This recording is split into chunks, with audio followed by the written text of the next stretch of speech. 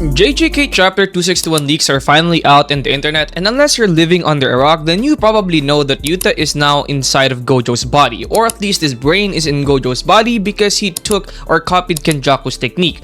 And this chapter leaves us with a lot of questions, but also answered a few questions. For example, because Yuta copied Kenjaku's technique, it is also confirmed that Rika basically ate Kenjaku in order for Yuta to be able to copy Kenjaku's technique, and this pretty much confirms that Kenjaku is now dead. But this also pretty much confirms that Gojo, at least for now, is also dead because Yuta is inside of Gojo's body, which means Gojo is now pretty much dead.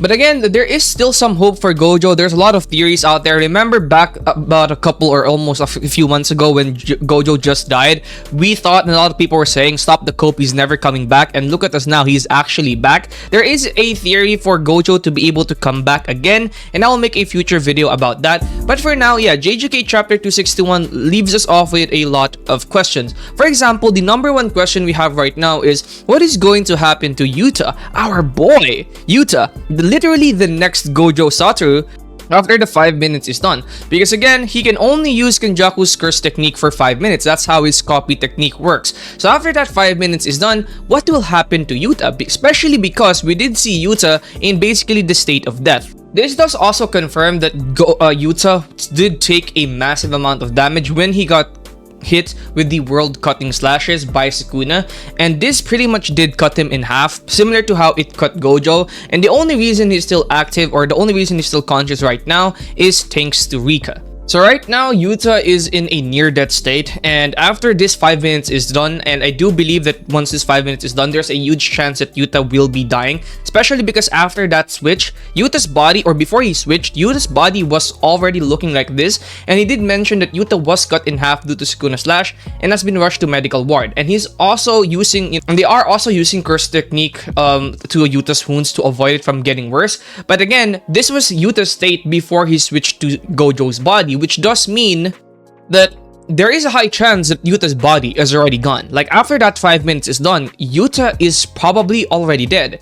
They weren't talking about Yuta going back to his body and living. The options were either he dies after 5 minutes because of Kenjaku's curse technique. If it's an intermittent operation type, the physical body or the soul can be maintained and he will die.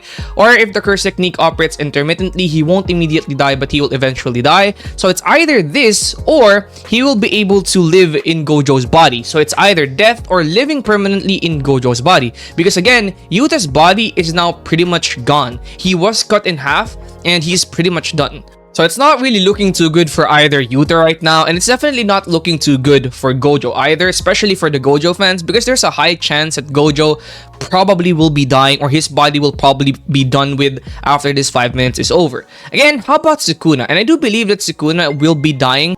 So now it's pretty much confirmed that Yuta, Gojo, and Kenjaku are pretty much already dead, and it's now only 5 minutes left for them. Now Yuta does have a chance to live, but for Kenjaku and Gojo, they're pretty much both dead already.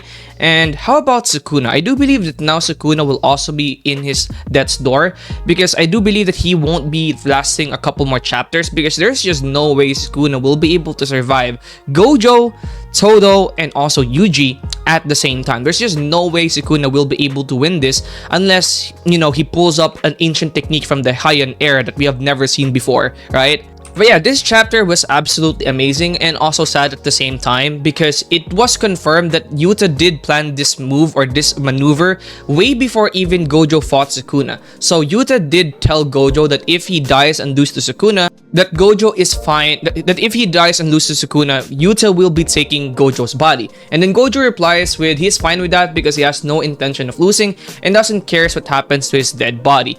So this is very sad because they did plan this, and it does also show that Gojo really doesn't care about what happens to him anymore, because at this point Gojo only sees himself more like as a weapon.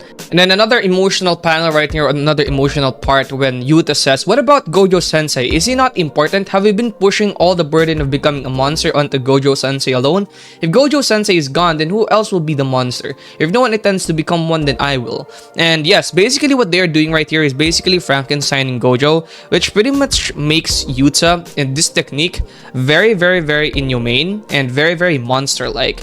And that's pretty much what's happening with Gojo right now. Again, he is being used as a weapon or as a tool and not as an actual human being, which is actually what makes JJK Chapter 261 kind of sad, and which is also why I hope Sukuna finally meets his end with Yuta and Todo and also Yuji. I hope Sukuna finally meets his end. That's gonna be it for today's video. I will be making a video on how Gojo and Yuta could possibly make it out of this alive, so stay tuned for that video. And it does also make a little bit of sense as well.